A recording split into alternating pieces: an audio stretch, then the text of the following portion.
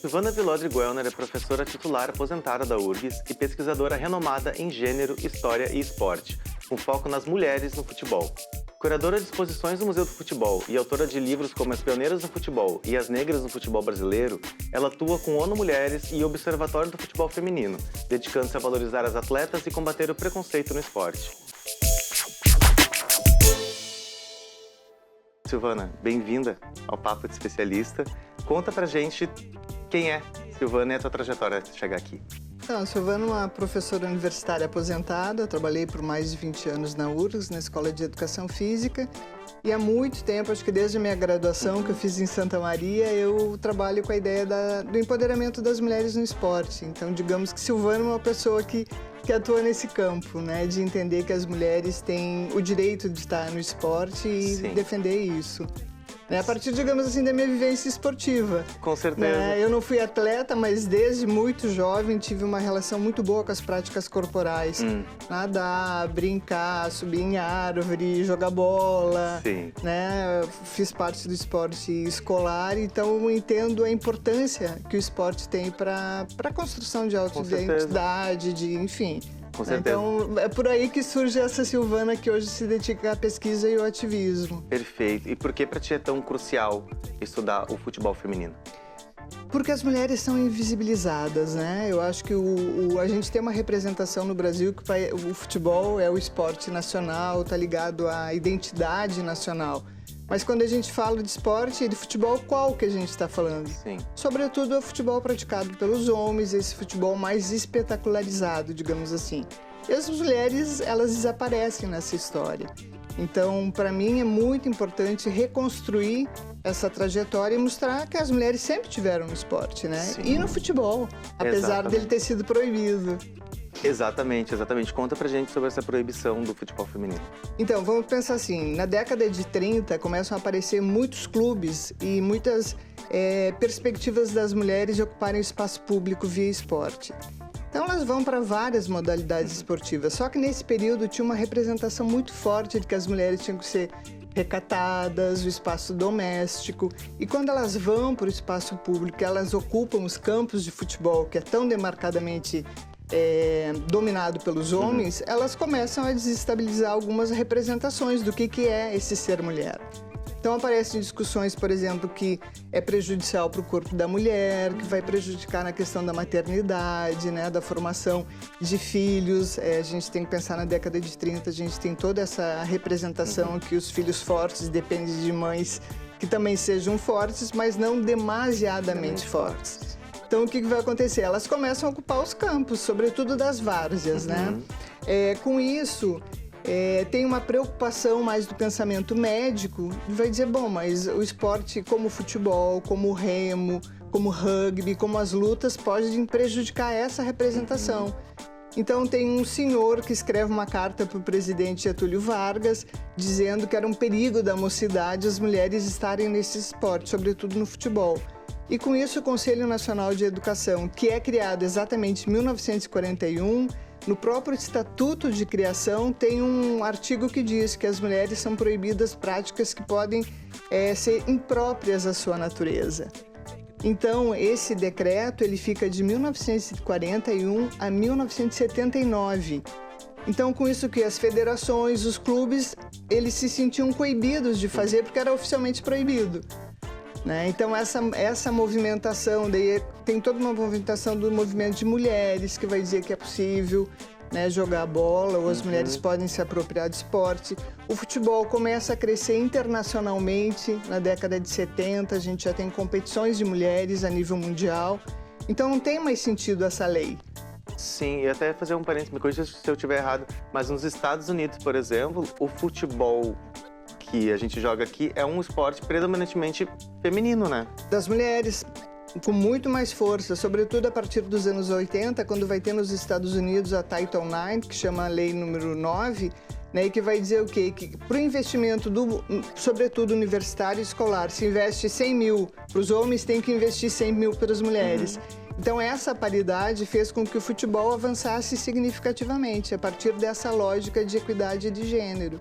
Mas voltando à lei, então em 79 tem digamos assim, essa lei ela deixa de existir. Mas o futebol de mulheres ainda não é regulamentado. Ele vai ser só regulamentado em 1983. Então as federações, os clubes podem fazer o quê? Campeonatos. E é interessante pensar que aqui em Porto Alegre a gente teve um dos primeiros jogos oficiais do futebol de mulheres no Brasil. Então no dia 11 de abril saiu a regulamentação e no dia 19 de abril, numa preliminar no Olímpico, Grêmio e São Paulo dos homens, entraram em campos 2 equipes de mulheres. Legal. Esportivo Bento Gonçalves e Esporte Clube Rio Grande. Que foi a grande sensação do jogo, né? Porque nunca tinham visto mulheres em pleno Olímpico, tinha 50 mil espectadores. Então foi um jogo, e assim, marco, né? Um marco. E é interessante pensar que era só 20 minutos de cada lado, né? Logo que apareceu... Não era o mesmo tempo dos homens? Não, 20 minutos de cada lado. As mulheres não podiam tirar roupa, não podiam erguer a camisa, né? Não podiam comemorar muito gol também. Não podia usar a chuteira com trava, que poderia ser prejudicial. Então, isso é legal pra gente pensar... que tem um gap, uma diferença muito grande do futebol dos homens para o futebol das mulheres.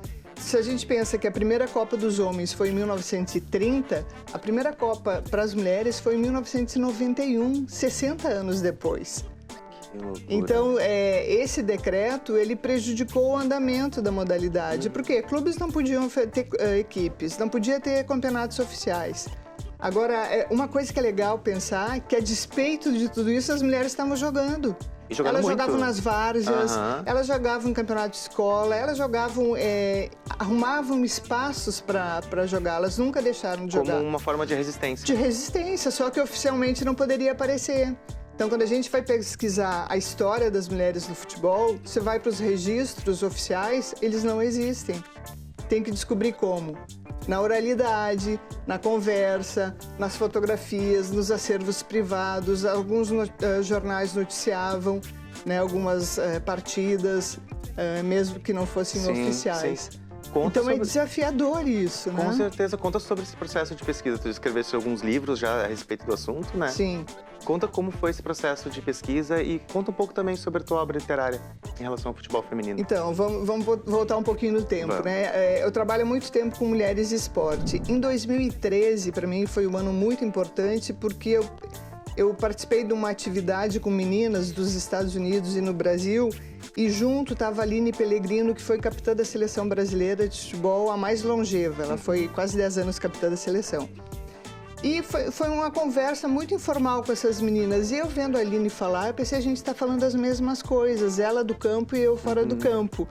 Né? A partir dali eu tive uma sacação, vou me dedicar ao futebol de mulheres. Né? Começar a pensar o futebol de mulheres.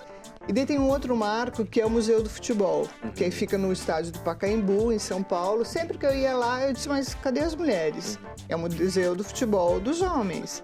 Na saída do museu tinha uma plaquinha dizendo que a primeira competição tinha sido em 1920, que também já era um equívoco.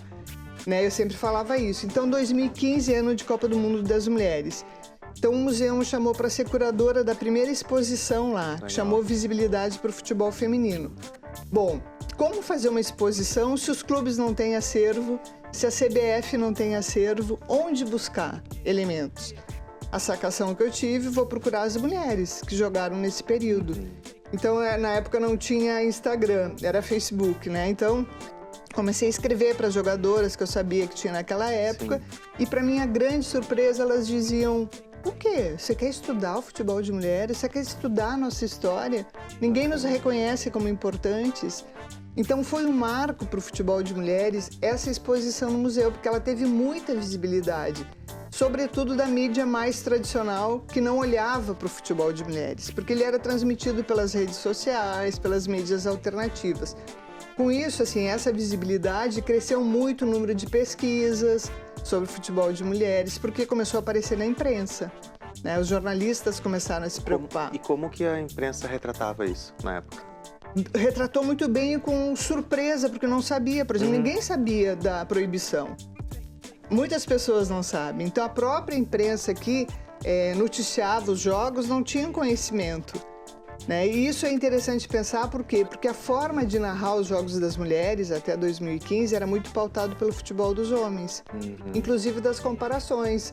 Pelé de saias, Sim. Né? Até Ela joga hoje, como né? Romário. Até hoje tem a Marta ou o Ronaldinho. Exatamente, uma linguagem mais a partir da referência do futebol deles. Sim. Então, 2015 teve exposição no museu. 2019, ano de Copa do Mundo de novo, a gente teve uma outra exposição, que eu já fui curadora com a Aline Pellegrino, né, que é a capitã, com a Ju Cabral, foi em 2023. Com a Lu Castro, que é uma jornalista, e a Aira Bonfim, que é uma curadora também do Museu do Futebol, historiadora. Bom, tivemos de novo essa exposição. 2019, a Copa foi na França, foi índice de audiência enorme. Ninguém esperava que a Copa fosse tão olhada, assistida, né, na televisão. 2023, nova Copa do Mundo. E de novo o quê? Outra exposição. Então a gente fez em 2019 Contra-Ataque, as mulheres do futebol, que era um pouco mostrar contra-ataque mesmo, né? A gente tá brigando por esse espaço. E 2023 a gente fez uma exposição chamada Rainhas de Copa. Então, em todas as edições da Copa, quais eram as mulheres de destaque, os grupos e tal. Então isso acabou fazendo com que eu tivesse, junto às jogadoras, técnicas, árbitras, uma inserção muito grande. Eu já entrevistei mais de 100 mulheres de futebol. Eu tenho um projeto de história oral, né? E com isso apareceu essa produção literária, digamos assim, né? Tem 2 livros que foram financiados pelo Ministério do Esporte via URGS, um projeto que a gente fez. Ele é distribuído gratuitamente, que chama... Eu tenho 2 aqui. Eu tenho as pioneiras do futebol e as negras do futebol brasileiro. Tá, as negras a gente está produzindo agora. Então, porque assim, a gente teve 7 mulheres que participaram das 2 competições inaugurais. A primeira edição dos Jogos Olímpicos, que foi em 1996 só, e a primeira Copa do Mundo, 1991. Então, 7 mulheres foram as que participaram dessas 2 competições. Então, a gente fez um livro homenageando essas 7 mulheres, contando as suas histórias. E tem um outro livro que foi publicado pela editora Ludopédio, que a ideia é a seguinte, era fazer um time, 11 mulheres, né? Mas como escolher 11 mulheres do universo que eu já tinha conversado com mais de 100? Então, daí quem escreveu comigo foi a Juliana Cabral, que também é jogadora de futebol, também fosse a capitã da seleção brasileira. Ela é capitã olímpica, porque em 2004 a gente ganhou os Jogos Olímpicos e ela é medalhista. Então, e é uma parceira de trabalho. Então, o que a gente fez? A gente pegou histórias ou temas da modalidade específica do futebol de mulheres, escolheu uma mulher para, a partir da história dela, discutir aqueles temas. Então, a gente discutiu maternidade, a primeira brasileira que foi jogar fora do país, que foi para a Itália. A gente discutiu a questão do assédio, a gente discutiu a profissionalização, a gente discutiu o futebol de várzea, o futebol regional, né? Uma mulher lá de Goiânia que faz um super trabalho. Então a gente veio produzindo esses materiais. E é muito legal ver porque eles são gratuitos, eles estão disponíveis nos sites da URGS, né? E agora o MEC fez um vídeo semana passada recomendando 3 livros para entender o futebol de mulheres no Brasil. E 2 deles são esses, né? Que a gente ficou muito honrada, assim, porque ele teve um pouco de circulação. É gratuito e é legal porque mostra que ainda é um terreno muito incipiente em termos de pesquisa, né? Sim. Eu escrevi também, junto com uma orientanda de mestrado, a biografia da Duda, que é um ícone do futebol aqui do Rio Grande do Sul, né? A gente escreveu a história dela. E tem outras produções que eu estou envolvida. Bom, esse das negras no futebol brasileiro, a ideia é mesmo discutir racismo, porque a gente não pode pensar as mulheres como um bloco único, né? Elas são muito diferentes. Né, por raça, por orientação sexual, por classe social, né, por uma série de questões, por religião, por capacitismo e tal. Então a gente, numa sociedade que é tão racista como a nossa, a gente pensou, Juliana Cabral e eu, num livro sobre as negras no futebol brasileiro, pensando o quê? Desde a primeira geração até a última geração, quem está hoje uma mulher da própria seleção. É um livro que foi aprovado pela Lei Rouanet, e daí acho que é importante registrar o quanto a Lei Rouanet ela fomenta e ela possibilita que as empresas invistam, né, no capital cultural, econômico, social, educacional. E o quanto ela gera retorno também. E quanto ela gera retorno, exatamente. Né? Então, por quê? Porque os materiais depois eles são distribuídos gratuitamente. Exatamente. Né? Então, essa ideia, a gente escolheu também um time de 11, né, mulheres representando assim cada geração para a gente fazer esse material. A gente está no período de captação, não captamos ainda, então na medida que captar a gente vai produzir o livro. Né? Então, além da pesquisa, digamos assim, eu tenho uma produção como escritora e muito como ativista mesmo, como ativista. Né? Como brigando por essa geração, especialmente essa geração que é tão apagada, que é a geração pioneira do futebol de mulheres. Conta um pouquinho do trabalho como no ativismo. Então, a partir dessa exposição, meu nome... Que assim, há 20 anos, ou quase 30 anos, eu pesquisava mulheres e esportes, mas nunca tive a dimensão tão grande da importância do futebol quando teve essa exposição, que meu nome começou a circular em outros espaços para fora dos muros acadêmicos, né? Porque eu já tinha um reconhecimento como pesquisadora. Então, em 2016, a CBF fez um comitê de reformas para o seu próprio estatuto. E nesse comitê teve um grupo de trabalho sobre futebol de mulheres, que era coordenado pela Ana Paula Oliveira, que foi árbitra de futebol, e pela Formiga, jogadora incontestável, né? E elas me chamaram para fazer parte desse grupo. Então, nesse grupo, a gente tinham várias pessoas, a gente fez algumas proposições para a CBF para o fomento, né, do futebol de mulheres. A mais importante, talvez, que até hoje não é cumprida, que é a criação de um departamento específico do futebol de mulheres. Não existe. Não existe. Gerido por mulheres com experiência, sobretudo aquelas que têm experiência no campo, né, na gestão. Bom, a partir dali, então, existiu essa outra inserção mais ativista de briga, né? A inserção das mulheres, até hoje, as mulheres não estão no museu da CBF. É um museu do futebol deles. Muito pouco existe. Tem hoje alguma referência à Marta, uma estátua da Marta lá. Mas a Marta, ela não representa, ela é muito importante para o futebol brasileiro, mas ela não é. Mas existe muito antes dela. Né? Então, esse ativismo começa também, acho que ele é impulsionado por aí, e ele é impulsionado, por exemplo, agora está discutindo a Lei Geral da Copa. Tem lá uma reparação histórica para as jogadoras. Eu tenho feito um movimento muito grande, né, de ampliar e de que essa lei seja aprovada, porque em 2012, quando a Dilma era presidente, ela fez uma lei que acabou por reconhecer os homens, o futebol dos homens, de 58, 62 e 70, quando ganhamos as Copas, né? E uma premiação para esses jogadores, muito ainda em vulnerabilidade social, e um salário para eles. Para as mulheres não teve nada. Então agora a gente, como a Copa vai ser o ano que vem, aproveitando a Lei Geral da Copa, a gente está discutindo, né, a importância de reparação histórica para as mulheres também. E isso está rolando, já passou na Câmara, vai ser votado no Senado daqui a uns dias. Então o ativismo ele vai por todos esses campos e muitos outros, de reconhecimento dessas jogadoras do esportivo e do Rio Grande, que já receberam uma premiação na Assembleia Legislativa. Né? Então eu tenho um pouco me dedicado a isso, por considerar que se não fossem essas mulheres, a gente não teria nada do futebol hoje. Silvana, vamos continuar então. A gente estava conversando sobre realmente os desafios encontrados pelas mulheres durante essa proibição do futebol e essa não aceitação do futebol feminino. Conta pra gente umas histórias. A gente estava conversando agora no intervalo da jogadora que jogava a luz do luar na praia. Conta pra gente um pouco. Então, ao ouvir essas histórias das mulheres, eu escutei muitas narrativas que são muito tocantes. Então, por exemplo, a gente tem uma jogadora que ela morava numa cidade litorânea e ela, menina, queria jogar muito futebol, menina adolescente.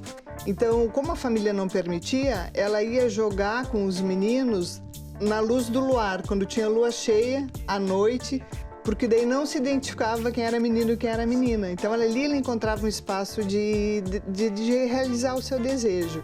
Essa é uma história. Né? Uma outra história que é muito marcante é uma baiana, uma jogadora baiana, chama Dilma Mendes, e hoje ela além de gestora, de ter sido pioneira, ela é a treinadora da Seleção Brasileira de Futebol 7, multicampeã, ela já foi eleita 3 vezes como a melhor treinadora do mundo entre homens e mulheres. Né? Já ganhou 2 títulos mundiais de Futebol 7 e ninguém conhece. Né? Isso que é interessante a gente pensar.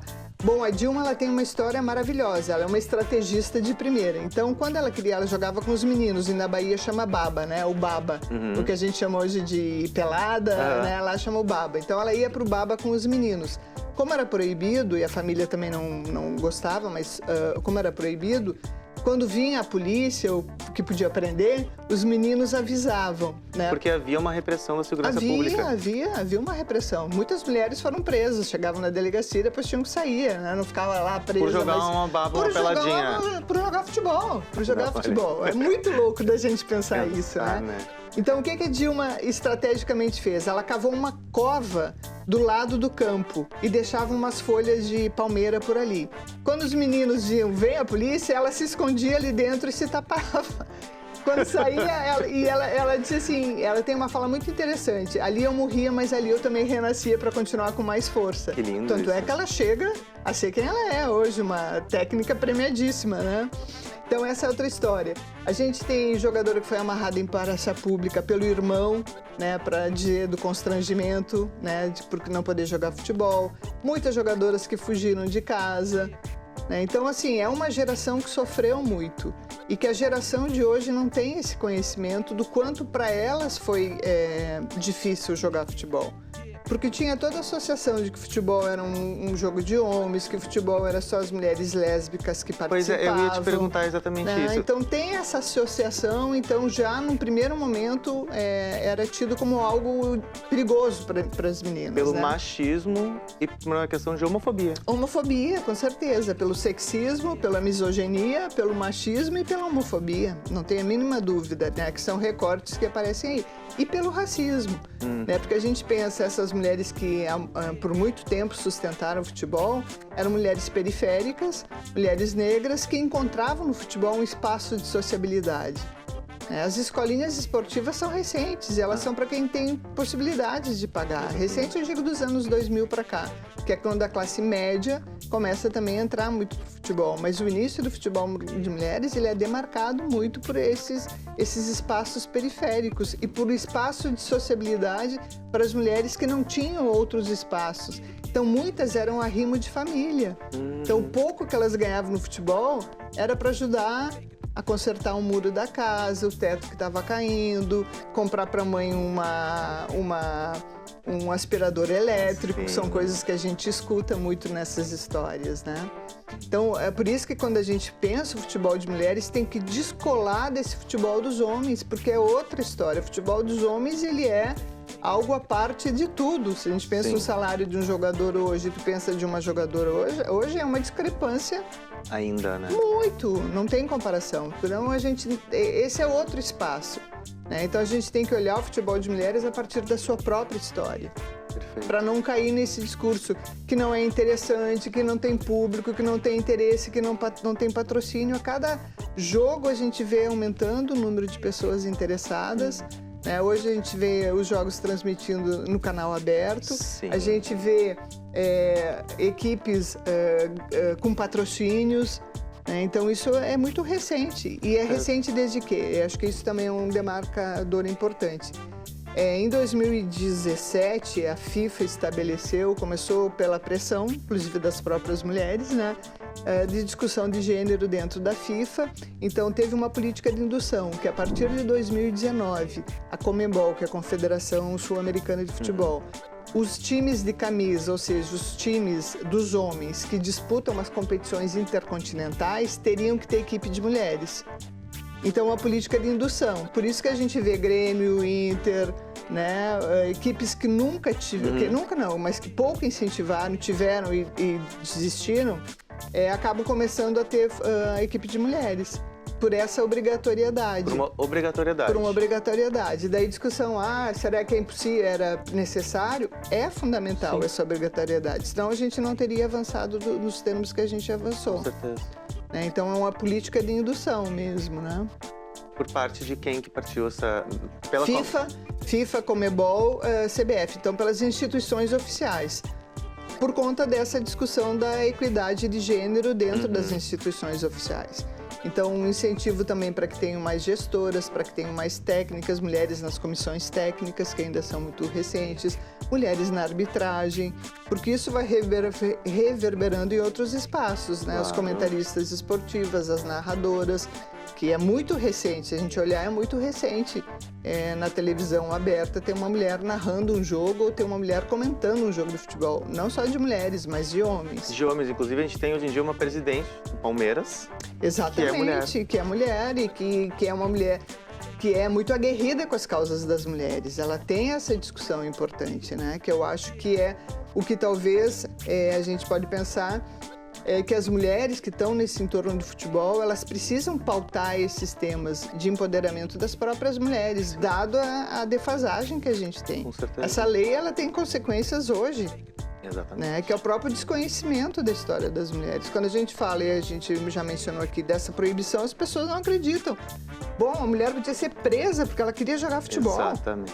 Olha que absurdo a gente chega. Exatamente. Não é? Silvana, muito obrigado pela tua participação. Eu que agradeço. Nossa, a gente poderia ficar falando aqui horas sobre isso, mas é muito legal o teu trabalho. Parabéns. Obrigada. Parabéns mesmo. Obrigada, parabéns. Então. Hoje conversamos com Silvana Villodre-Guellner, uma especialista que nos mostra que o futebol feminino é uma luta e uma história de direito. O Papo de Especialista termina aqui e se você gostou desse conteúdo, acompanhe a gente nas redes sociais. Até a próxima.